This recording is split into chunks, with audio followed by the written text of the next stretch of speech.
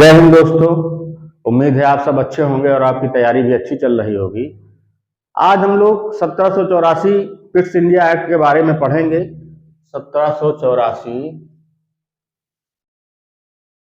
का Pitt's India act. Pitt's India act, ठीक। आज हम लोग 1784 के पिट्स इंडिया एक्ट के बारे में पढ़ेंगे।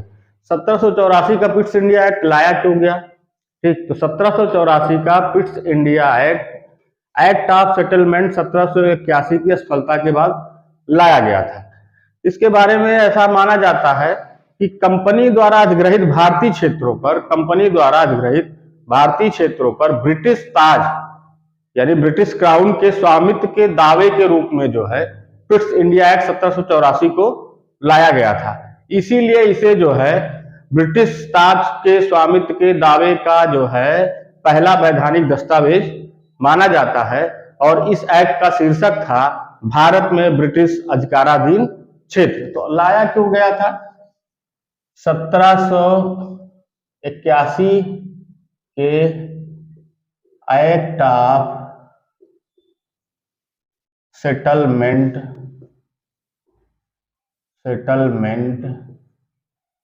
एक्ट ऑफ सेटलमेंट की असफलता के बाद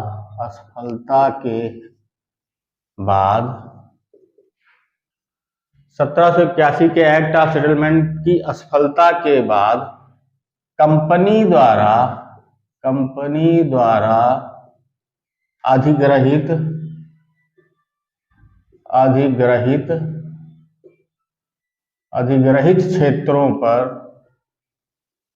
क्षेत्रों पर ब्रिटिश ताज यानी क्राउन, ब्रिटिश ताज के दावे के रूप में 1784 का पिट्स इंडिया एक्ट लाया गया। इसका शीर्षक था भारत में ब्रिटिश अधिकाराधीन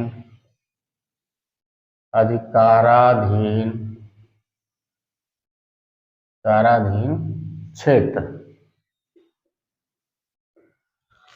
यानी पिट्स इंडिया एक्ट जो है भारत में कंपनी द्वारा अधिग्रहित भारतीय क्षेत्रों पर ब्रिटिश ताज के स्वामित्व के दावे के रूप में प्रस्तुत किया गया था, लाया गया था। इसीलिए इसे जो है ब्रिटिश ताज स्वामित्व के दावे का पहला वैधानिक दस्तावेज कहा जाता है।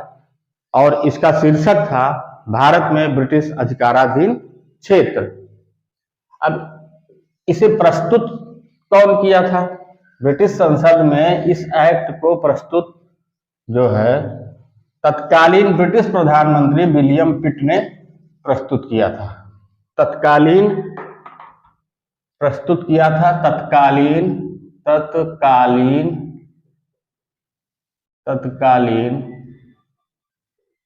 ब्रिटिश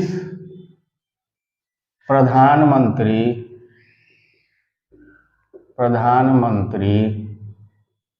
विलियम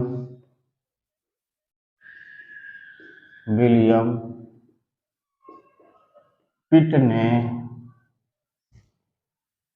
सदन में प्रस्तुत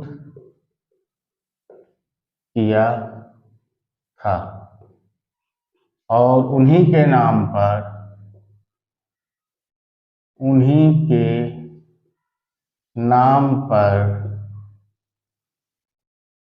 इसका नाम पिट्स एक्ट पड़ा। ठीक, तो इसे जो है तत्कालीन ब्रिटिश प्रधानमंत्री विलियम पिट ने ब्रिटिश संसद में प्रस्तुत किया था, इसीलिए इसका नाम जो है पिट्स इंडिया एक्ट पड़ा। ठीक, अब इसमें क्या क्या प्रावधान थे उसको हम लोग क्रमशः देख लेते हैं। बहुत ही महत्वपूर्ण एक्ट है, इससे सवाल हमेशा बनते हैं, इसलिए आप लोग इसे बहुत ध्यान से जो है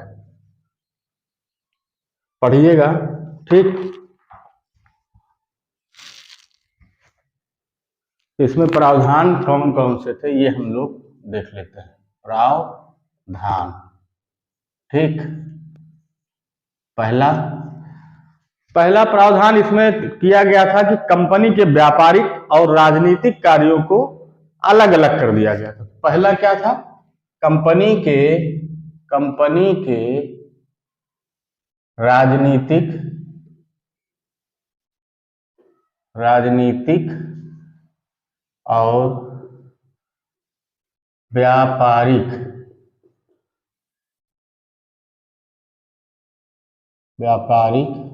कार्यों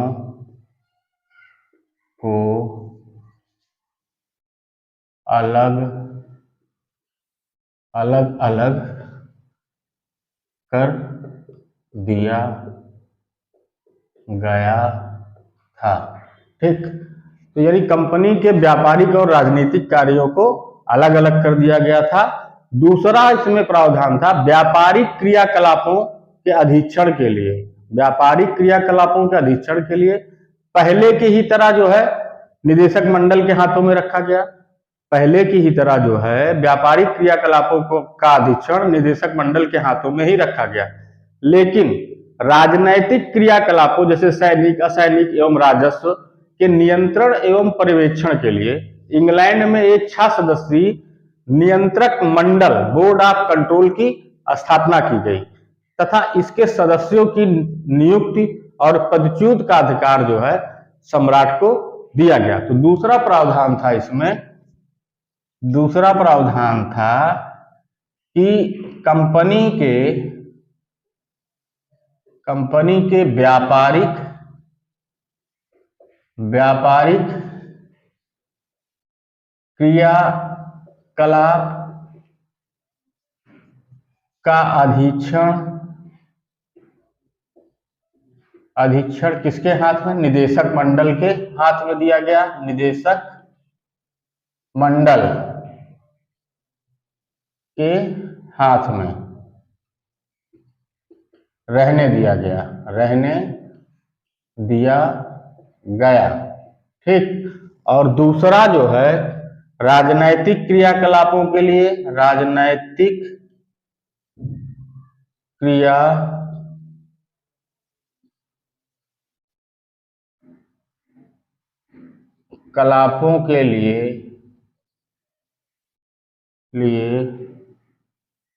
एक जो है 6 सदस्यीय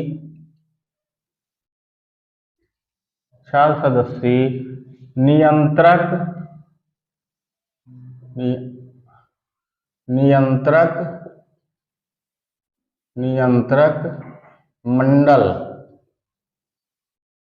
मंडल की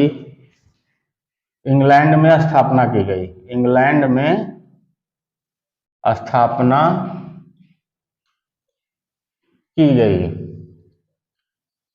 ठीक, एक 6 सदस्यीय नियंत्रक मंडल की इंग्लैंड में स्थापना की गई।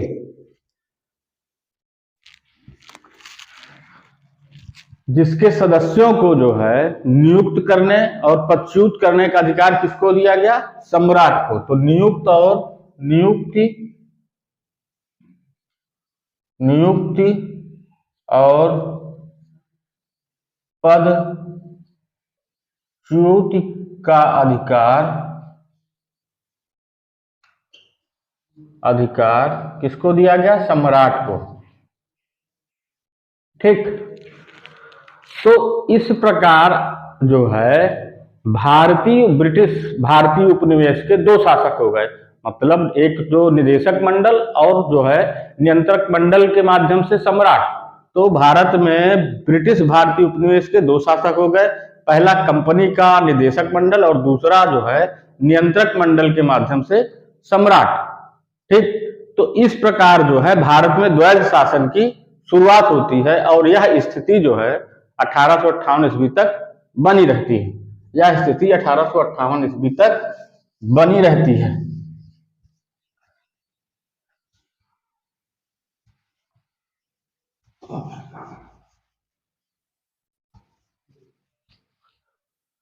अब नियंत्रक मंडल में जो है कौन कौन था, जो इंग्लैंड में नियंत्रक मंडल गठित किया गया था उसमें कौन कौन था? नियंत्रक मंडल।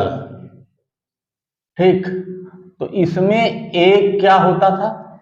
इसमें एक जो है चांसलर, एक चांसलर ऑफ एक्सचेकर होता था। एक chancellor of exchequer, chancellor of exchequer होता था। और एक जो है एक राज्य सचिव होता था। एक जो है राज्य सचिव होता था। एक राज्य सचिव होता था। एक राज्य सचिव होता था। और चार जो है प्रिवी काउंसिल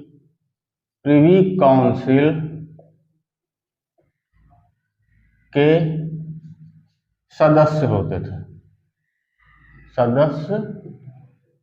थे। इस प्रकार जो है 6 सदस्य नियंत्रक मंडल के होते थे। एक चांसलर ऑफ एक्सचेकर होता था, एक राज्य सचिव होता था और 4 प्रिवी काउंसिल के सदस्य होते थे। प्रिवी काउंसिल के सदस्य होते थे। अगला प्रावधान इसमें किया गया था कि गवर्नर जनरल की परिषद की संख्या 4 से घटाकर 3 कर दी गई तथा इसे भारत में प्रशासन, सैन्य, युद्ध, राजस्व, संधि आदि के लिए एवं देश के देशी राजाओं के अधीक्षण की शक्ति प्रदान की गई। ठीक, गवर्नर जनरल की परिषद की संख्या 4 से घटाकर 3 कर दी गई तथा भारत में प्रशासन, सैन्य, युद्ध, राजस्व आदि के लिए एवं देशी राज्यों के अधीक्षण की शक्ति प्रदान की गई। तो अगला प्रावधान था कि गवर्नर जनरल की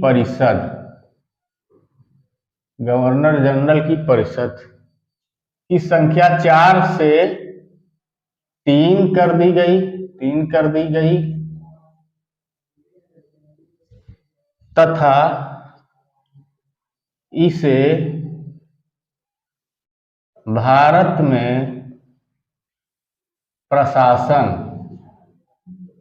प्रशासन यानी सैन्य, युद्ध, शांति तथा राजस्व, प्रशासन एवं देशी राजाओं के अधीक्षण की अनुमति प्रदान की गई। ठीक, तो अगला प्रावधान था इसमें कि गवर्नर जनरल की परिषद के सदस्यों की संख्या 4 से 3 घटा दी गई तथा इस परिषद को भारत में प्रशासन, राजस्व, सैन्य, युद्ध आदि एवं देशी राज्यों के अधीक्षण की शक्ति प्रदान की गई। ठीक, इस प्रकार जो है देशी राज्यों को शक्ति प्रदान की, अधीक्षण की शक्ति प्रदान की गई। अगला प्रावधान इसमें था कि जो प्रांतीय परिषद थी उसके सदस्यों की संख्या भी घटाकर 4 से 3 कर दी गई। तो अगला पॉइंट था कि प्रांतीय परिषद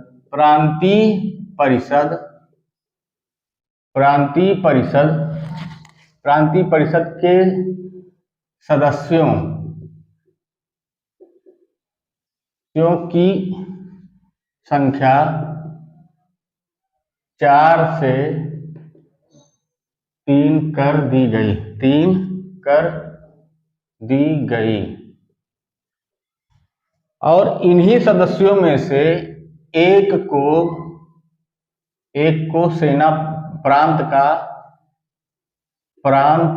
का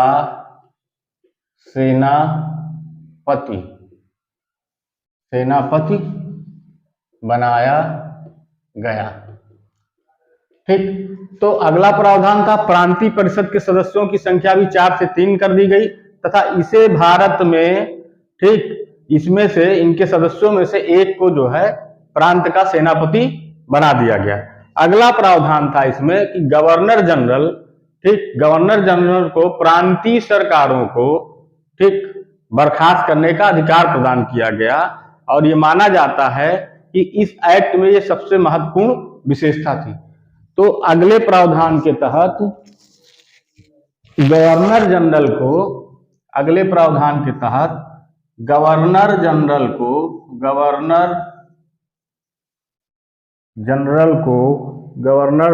को प्रांतीय सरकारों को बर्खास्त करने का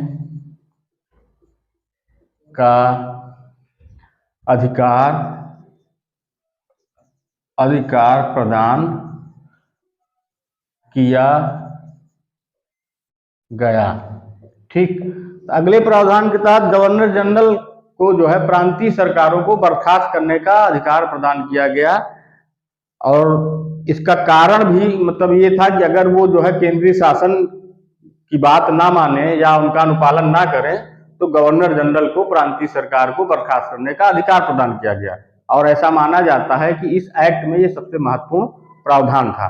ठीक, और अगला प्रावधान था भारत में नियुक्त अंग्रेज अधिकारियों के अवैध कार्यों पर मुकदमा चलाने के लिए इंग्लैंड में एक कोर्ट की स्थापना की गई। अगले प्रावधान के तहत भारत में नियुक्त अंग्रेज अधिकारियों के अवैध कार्यों के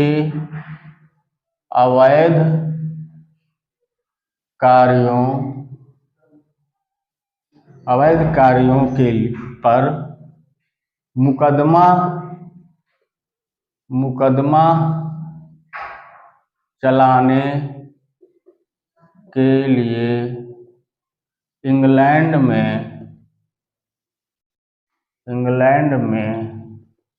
एक कोर्ट की स्थापना की गई। ठीक, अगले प्रावधान के तहत अंग्रेज अधिकारियों के अवैध कार्यों पर मुकदमा चलाने के लिए इंग्लैंड में एक कोर्ट की स्थापना की गई। ठीक, और अगले प्रावधान के तहत इसमें जो है गवर्नर जनरल को देशी राजाओं के साथ युद्ध व संधि करने से पूर्व, गवर्नर जनरल को देशी राजाओं के साथ युद्ध व संधि करने से पूर्व कंपनी के डायरेक्टर से स्वीकृति लेना अनिवार्य कर दिया गया। तो अगले प्रावधान के तहत 7वां, गवर्नर जनरल को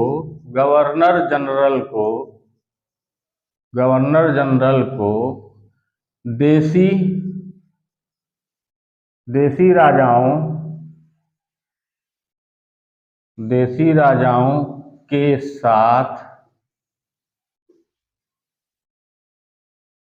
राजाओं के साथ युद्ध एवं शांति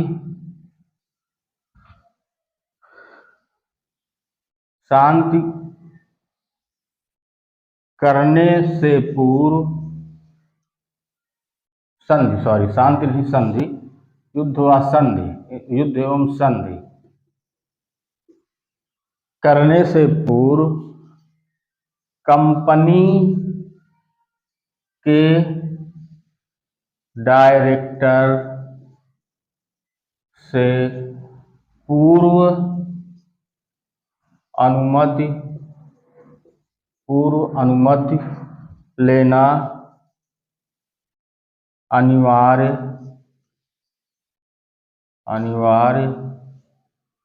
कर दिया गया, अनिवार्य कर दिया गया। ठीक, तो अगले प्रावधान के तहत क्या किया गया कि गवर्नर जनरल को देशी रियासतों के साथ युद्ध एवं संधि करने से पूर्व कंपनी के डायरेक्टर से पूर्व अनुमति लेना अनिवार्य कर दिया गया।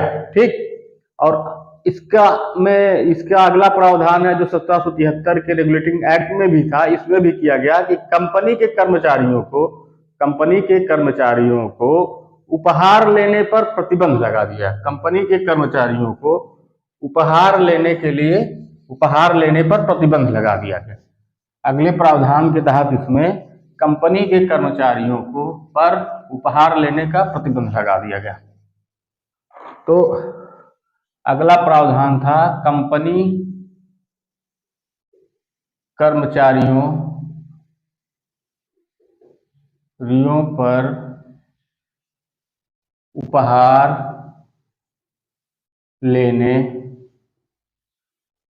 पर प्रतिबंध।